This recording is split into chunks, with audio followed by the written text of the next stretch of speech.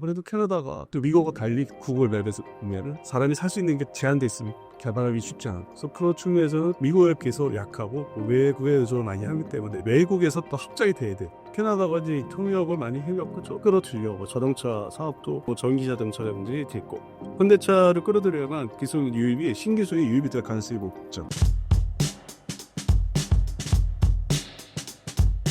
시청자 여러분, 새해를 맞이해서 인사드리겠습니다. 월가 티페스타인지 안승벌입니다. 모두 얻게 됐습니다. 한국이 핵 추진 잠수함을 추진하는 가장 큰 이유는 무엇일까요? 현재 90년대 중반 밑에 북한의 핵 개발, 핵무기 개발을 돼서 거기에 대응할 수 있는 방법이 현실적으로 단회성이 조금이라도 있는 게 뭘까요? 여러 가지를 따져보니까 멸실 거예요. 핵무기 자체에 똑같이 개발을 할 수 없고 잠수함 쪽이 원자력 추진기관 잠수함이 좀 간격성이 있겠다. 이미 뭐 90년대 중반부터 이제 카지나면서 조금씩 이제 기회를 봤는데 대외적으로 언론사 통해서 특정 언론사 통해서 대외적으로 알려진 거는 이제 우리가 그 생각이 많다고 이게 알려진 거는 2004년도 갖고 거울에 특정 신문사에 되신 분이 기사를 썼어요. 단독. 본인이 원자력 추진기관 잠수함을 이제 또 열심히 또 하고 있는데 도와주고 있는데 그게 한 20년, 20여 년 전이죠. 그래서 대외적으로 우리가 SSN 공격형 잠수함이죠. 탄도타를 SLB행 된과 탄도타를 정착하는 게 아니라 그냥 지금 재래식 탄도 가지고 있는 500km짜리 그런 미사일을 탑재하는 원자력 추진기관 잠수함. 그래서 북한의 지금 잠수함은 이제 견제에 대한 또 과제가 주어지고 있고 북한의 이제 원자력 개발 꾸시에 시작은 뭐 90년대 초중반에 대외적으로 2004년도에 알려져. 오히려 조금씩 관련 기술을 개발하는 거를 꾸준히 해왔고, 그건 뭐 다 분산돼서 뭐 여러 가지 국방 말고 다른 과학기술 부처들이 있기 때문에 연구소가 있고 연구인데 그런 것을 통해서 이 기술 답단시켜서 개발해서 한순간에 또 모을 수 있으니까. 그리고 현재는 이제 북한의 핵무기뿐만 아니라 북한도 이제 원자력 추진기가 잠수함을 하겠다고 해서 하겠다는 먼저 선언을 했기 때문에 1차적으로는 그것을 대응하는 차원에서 이제 주로 작전 구역은 서해안보다는 이제 동해안 쪽에 동해안 원산 중심부 작전을 신포 중심으로 우리가 대응을 할 것이고 매복 이제 원자력 추진기관으로 도입이 되고 자격화되면은 그쪽에 은밀히 들어가서 매복해야 돼. 그래서 뭐 우리 척수가 기본적으로 4척이라고 하는데 현재 알려진 건 6척. 더 나가서는 이제 동문제가 있는데 좀 원활하게 가서 매복을 하려면은 한 6척까지 있어야죠. 근데 이제 그 비용이 뭐 최소 4척이면 3조 이상 들어간다 해가지고 운영 유지비를 별도로 그러다 보니까 지금 이제 고민들을 많이 하고 있고 이거 어떻게 구체할 건지 그러면 국방비를 어떻게 진행을 할지 그리고 이제 국방비 진행 문제가 있으면은 원자력 추진기관 잠수함 마들이 국방률 비행 확보 저는 경제 문제 이게 지금 물려 있어가지고 본격적인 고민이 시작된 거죠. 그래서 1차적인 거는 이제 북한 핵무기를 실급할 수 있는 이제 원자력 추진기관 잠수함을 대응을 위해서 추적해서 최종적으로는 이제 최악의 상황에서 격침을 해야 되니 이렇게 해서 이제 발제가 되고 작년 10월 말에 한미 정상회담 때 동계 발표가 된 건데 미국과 한국의 원하는 목표가 조금 틀려요. 위는 일단 북한, 두 번째는 이제 먼 미래에 일본에 대해서.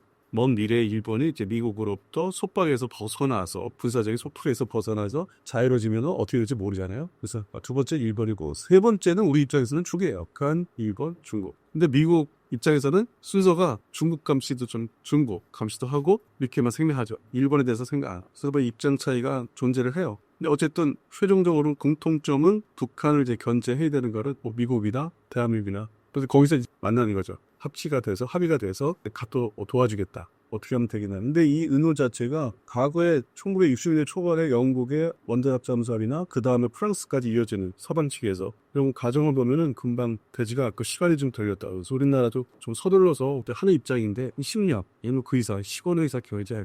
그래서 뭐 이게 그 전투기에 이어서 또 국책 사업으로 이제 발제가 되고 존재하고 앞으로 가야 되는 중요한 거예요. 그다음에 다음 정권에서도 이거를 잘 받아서 예산, 기술을 다 좀 모아서 줘야 되고. 그래서 향후에 그제 이재명 정부 다음에 나중에 정부 세 번째까지 어느 정도 꾸준히 유지가 되어줘야 되는 그런 과제를 지금 하고 있습니다. 하나오션이 필리 조선소를 넘어 새로운 생산 거점을 추가 인수할 가능성은 어떻게 보시나요? 현재로서는 이제 필히 이제 집중하고 거기서 이제 미국의 이 해군에 지원을 합니다. 다른 거를 저희들이 수주를 받아서 같이 만드는 쪽으로 지금 유도하고 있기 때문에 추가로 인수한다는 거 그렇게 의미가 없고, 다음에 또 에리현대에도 이들이 접근을 이제 하고 있기 때문에 다른 측면에서 뭐 공동 뭐 개발이 배를 만드는 거를 반대로 HD현대는 그렇게 조선소 인수가 아니라 미국의 양대 조선소를 이제 가서 만들어 주는 기술자들을 이제 엔지니어들 보내가지고 약간의 좀 차이는 있는데 그런 측면에서는 지금의 요거를 상륙한 미국의 상륙한 거죠. 접근해서 상륙했는데 요거를 이제 잘 다듬어서 사업을 수주를 받아야 되는. 미 해군의 차세대 함정 중에서 뭐 일부라도 받아야 되는데 그게 더 영업이 더 중요하죠. 관련의 시설을 다 현대화 시켜야 되고 재정비를 하다 보면은 휴가를 이수하기는 좀 쉽지 않을까. 물론 이제 노력을 한다고 하지만 언론에서는 그렇게 따르고 있겠지만 실익성으로 따지면은 현재 여기 조선소에 집중하는 게 나중에 남은 정사가 되지 않을까 싶습니다. 2026년 기준 한국의 캐나다 잠수함 수주 가능성은 어떻게 보시나요? 약 한 달 2주도 안 남은 것 같아요. 2월달이 짧으니까 또 만 한 달 정도 남았어요. 3월 2일날 이제 제야서 제출이 있기 때문에 금방 그 시간에 이제 붙어가지고 그다음부터는 상황이 어디가 더 유리하다 말다 또 점수 관련돼서 종합 점수에 대해서 또 언론 기사가 나왔고 직업은 좀 가라앉았죠. 오히려 맨날 똑같은 얘기가 반복되니까 그 결정적인 절충교육이라고 했다가 뭐 산업협력 이제 그런 부분에서 뭐 독일이나 대한민국이 이제는 특히 자동차 쪽으로 집중이 되다 보니까 공장을 차려야 된다면 별 차이가 없고 옆에 회사죠 같은 경우는 자기 계열사가 다른 회사인데 그거를 또 유도를 해서 막 해야 된다. 공장 설립해야 된다. 그걸로부터 뭐 실효성이 없는 걸로 되고 있기 때문에 또 잠수함 성능이 또 제각기 서로 특징이 다르기 때문에 결국에는 이제 뭐 현재 트럼프가 나토를 이제 건들죠. 긴장 유발을 시키고 조성을 했고, 그거는 이제 그린란드 문제 때문에 그런데 한편으로 미국 입장에서는 이제 나토의 결속을 이제 시키려면은 이제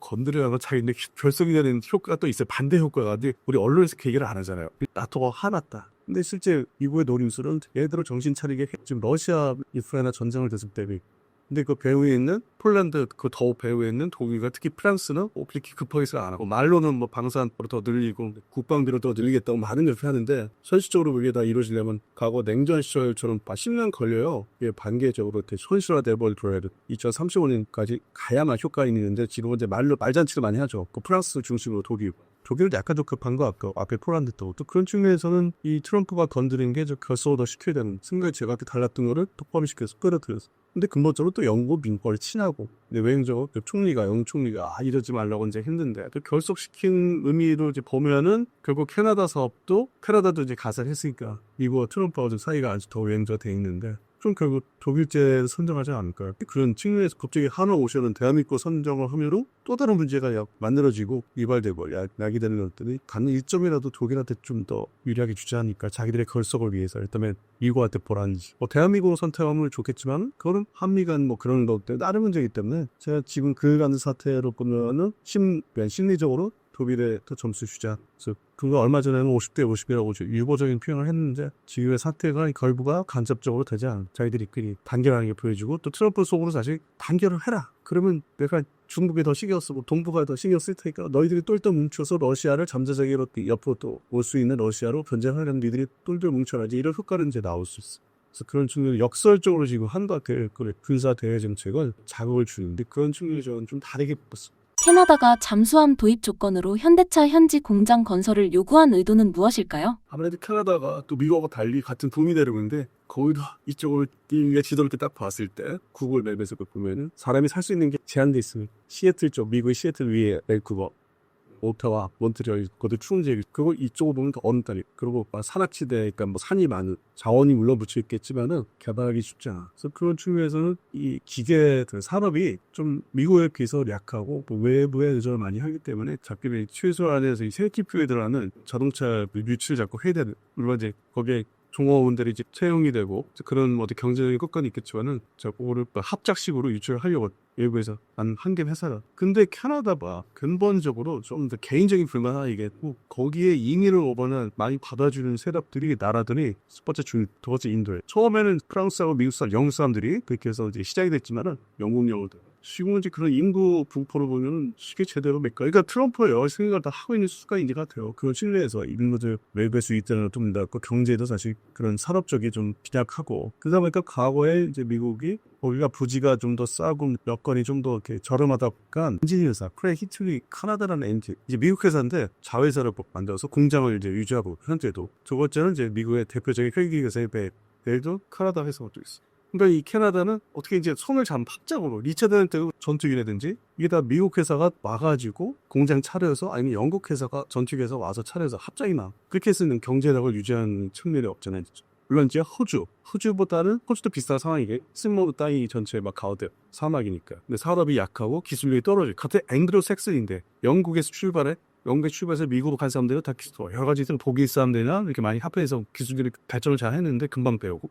근데 앵글색슨 계통의 호주나 캐나다 보면 좀 약하다니. 근데 그래도 캐나다가 호주보다는 기술력이 전체적인 군사 또 무기계가 한가 보면은 좀 더 앞서고 경험도 많고 실적도 있고 그게 다 실제로는 영국에서 온 거. 그 다음에는 이제 미국에 면허 생산 회사가 생겨가지고 대량 생산을 또 냉전 초기 때 했었고. 그래서 그런 군사적인 분야, 뭐 전투기 분야를 보면은 그런 분야. 외국에서 또 학자이 자기들이 그걸 습득해서 발전할 수 있는. 근데 그것도 또 뭐 상황에 따라 끊어지면은 또 주저항. 그래서 뭐 캐나다가 이제 통역을 많이 협력하죠. 끌어들려. 지금도 그 일하는 하니까 자동차 사업도 뭐 전기 자동차라든지 그거. 위인화다니고 그게 아무튼 태운데 레지스텐데 한대 참내 회익 뭐 지으시오. 근데 차를 끌어들여야만 기술 유입이 신기술이 유입이 될 가능성이 있죠. 현지에서 생산을 같이 했죠. 그런 측면도 있고 또 독일 측에도 이제 그것을 요구하고 있대. 산업은 새로운 단계로 넘어가요. 지그 자체 기술 가지고는 한계가 있고 인력도 없고 인력도 앞서 말씀드렸지만은 결국 근본적으로 중국에서 이민 들어오고 인도에서 이민 들어오면 다 그쪽으로 다 빼돌려. 결국에는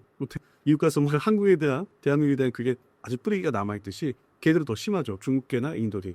유럽계가 아닌. 그래서 그런 측면에서 보면 쩝해요. 캐나다도. 근데 어쨌든 그러면 외국 회사에서 받아들여서 정착을 시켜야 돼. 그게 저희들의 여건이지. 안 좋으니까 발전시키기 위해서. 그래서 요구를 하는 건데 든든하게 독일이나 한국에. 근데 이거는 또 이 방산업체는 그 원하지만 이 거기에 참여하는 방산업체를 그렇게 하기 원하는데 독일 정부나 대한민국 정부에서는 거의 반강제적으로 끌어다가 심어줘야 되는 그런 부담감이 있어서 그게 점수 측면에서는 얼마큼 이루어질지를 좀 더 두봐야 되지 않을까. 한 달 남았. 만약 한국이 핵추진 잠수함 전력을 갖추게 된다면 한국 해군의 임무 수행 방식과 작전 범위가 기존과 어떻게 달라질 것으로 보시는지요?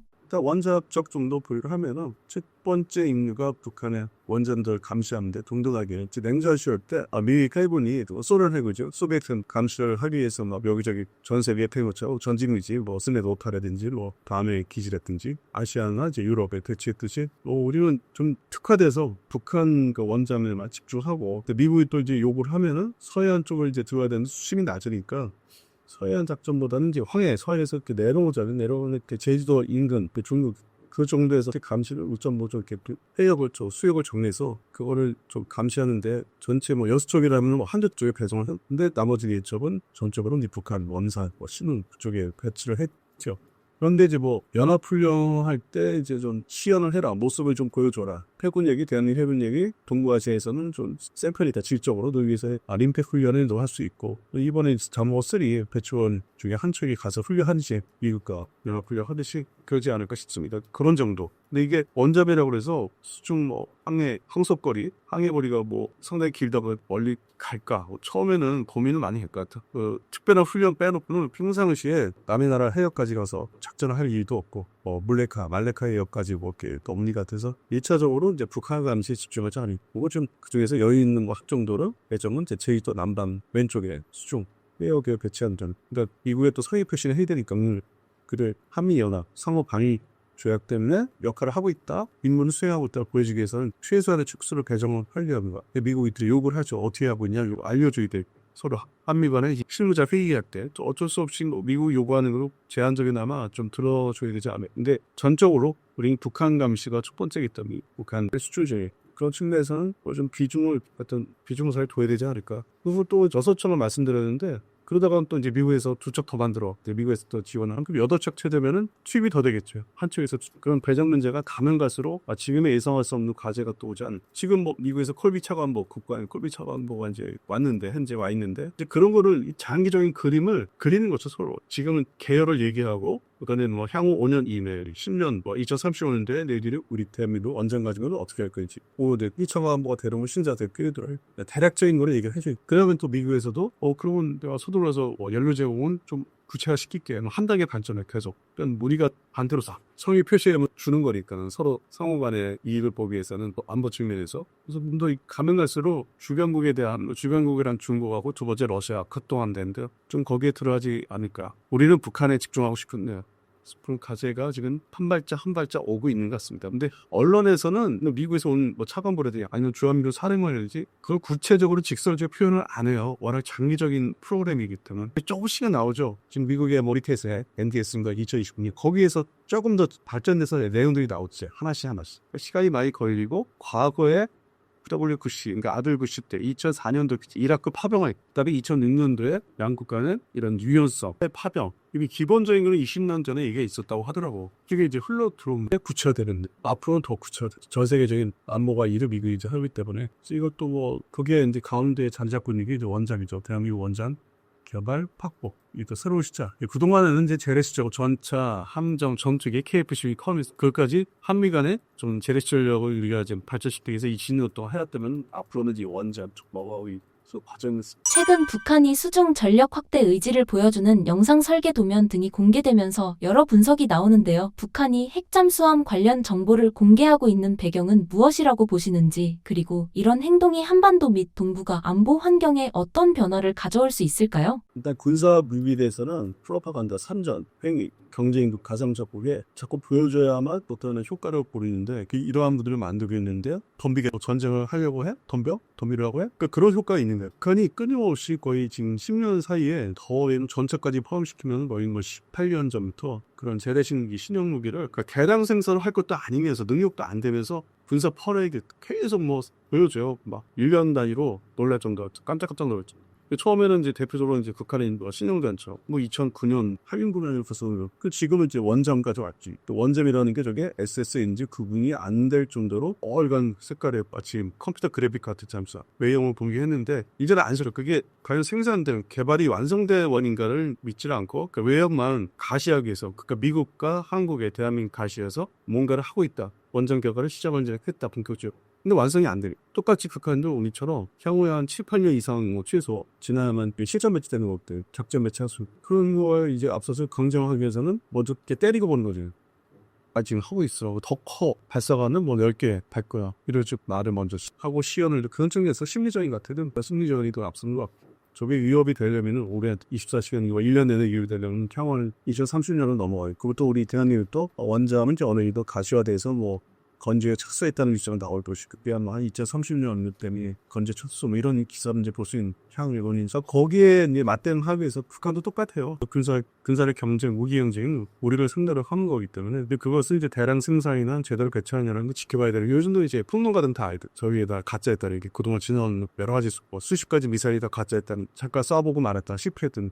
전차도 다 시화가 안 된다는지, 아니 중국식으로 중위집했거든. 그래서 그런 측면에서는 심리전이고, 미국한테 자꾸 이제 삼축, 북한이 말하는 삼축이 수중 발사, 지상 발사. 근데 공중에서 폭격기는 없네. 그래서 북한의 삼축이라 할 수 없고 공격력 누기죠. 거기까지 수중무기까지는 이제 완성을 시킬 것이다. 자기들의 가시를 하고 심리전을. 지금 당장 그걸 가지고 무술이 들어가서 그런 상태가 아니라 그 전에 한 척씩 그 잠수함이 그거에서 탄도탄을 한 발에서 두 발 씹었던 수직으로 세일에 그런 잠수함이 있었는데 그게 시효가 되지는 않았어. 테스트 버전은 남아있는. 그 테스트 버전은 과거에 러시아도 있었고 지금 현재 중국도 그런 실험 테스트 잠수함을 한 척씩 그려. 그래서 북한도 이제 먼저 잠수함들 두 척이 그랬고 이것도 그건 위에 들어가지 않나. 원잠으로서 추진기가 아니 시도를 하는 때 더 지켜봐야 되고, 또 우리도 이제 선언을 했고. 그래서 수중 전력 원잠에 대한 경제는 이제 본격화되고 있고, 그 직전에 남북한이 선언이 한 게 드론 북한도 공장을 대량 생산할 수 있는 공장을 러시아 지원받아서 하겠다. 우리도 도입을 하고 50만 양성을 전사를 양성해가 선언을 했기 때문에 지금 이거는 이제 상대일 수 있는 게 2030년대 남북한 군사 경쟁은 드론 쪽하고 원잠, 북한의 핵무기 판도로 갖고 있죠. 새로운 분야에 들어서 시작이 되자. 그래서 상징성이 좀 강하죠. 실제적인 사용할 수 있는 북한의 드론도 자기들 전군에 골고루 배치하려면 돈과 시간이 걸립니다. 대한민국도 마찬가지. 이 시간이 흘러서 2030년대부터는 우리가 보통 좋아하는 KF-11이 막 비행하고 다닌다고 하지만 다른 그 분야에서는 원잠이나 남북한 원잠, 남북한의 드론 이게 상당히 보편화되는. 그래서 또 한 4, 5년이 또 한편으로 군사의 경제 중요한 시기인 것 같습니다.